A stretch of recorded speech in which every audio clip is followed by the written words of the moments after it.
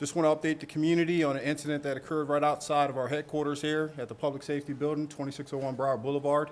Earlier today, roughly about 12 o'clock, members of our Special Operations team, consisting of our Strategic Investigations Division, our SWAT team, and some of our investigators, was pursuing to take down a violent felon under some narcotics cells and distribution that he was involved in. Unfortunately, that individual had elected to not comply, was in his vehicle, rammed into different cars throughout the parking lot, creating all type of hazards and harms to this community, ended up crashing just right outside these doors here in front of our headquarters, and didn't end there. Instead, he decided to take off on foot, running through this community, armed with the firearm. And when our officers was able to pinpoint him and give him an opportunity to surrender, he failed. Instead, he drew a firearm, at which time our deputies fired on the individual. He was struck, and from my understanding, he is deceased. With that being said, I want to make sure you guys understand at this point in time, we're not releasing the name of the individual involved for sake of making sure we notify his family members and that they get the proper notification aspect. And then there's also other criminal elements that we're still looking at that may lead into further investigations of other individuals. So I'm gonna try to be as cautious as I can with answering some of your questions, but give you as much as I can as well. So I'll start with some questions. From an operational standpoint, sure, I can share some of that. So our investigators were in the process of what we refer to as a buy bus or drug deal exchange. The individual was involved. He decided to, again, flee, crashing into multiple vehicles, driving recklessly through the parking lot, trying to avoid apprehension, finally crashed in his vehicle again right outside of our public safety building, and then ran across the street armed, at which time our deputies were able to surround him and give him an opportunity to surrender, and he failed.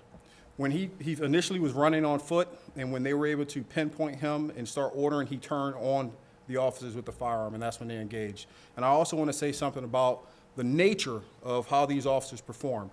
As you can imagine, I heard the gunfire from my office, and I ran out of this building to make sure that our community was fine and our deputies was fine.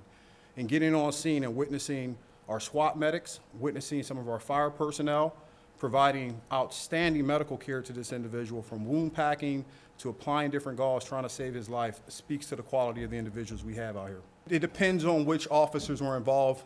Keep in mind, I said I ran out. Of course, I didn't have my TAC vest on, so I didn't have my body-worn camera. Many individuals inside of this building from our detectives knew and heard this, so we had dozens of officers out there. From our tactical units, they have their body-worn cameras, as well as some of the different field operating members from patrol. So yes, there is body-worn camera that was able to document some of the accounts that I described. And then we also have surveillance cameras that we've been able to look at. I've personally examined them from start to finish on this incident.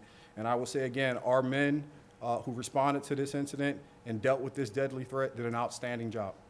Again, we're still investigating, and let me be clear, the Florida Department of Law Enforcement, under our partnership, handles these type of investigations. We're in a support capacity, just providing intel, paperwork, statements to that extent. So I don't want to impede upon their investigation.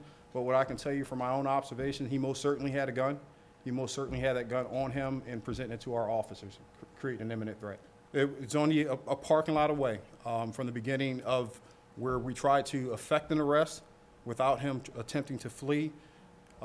You're talking literally probably just 100 feet away from this building. He went every direction possible to get away.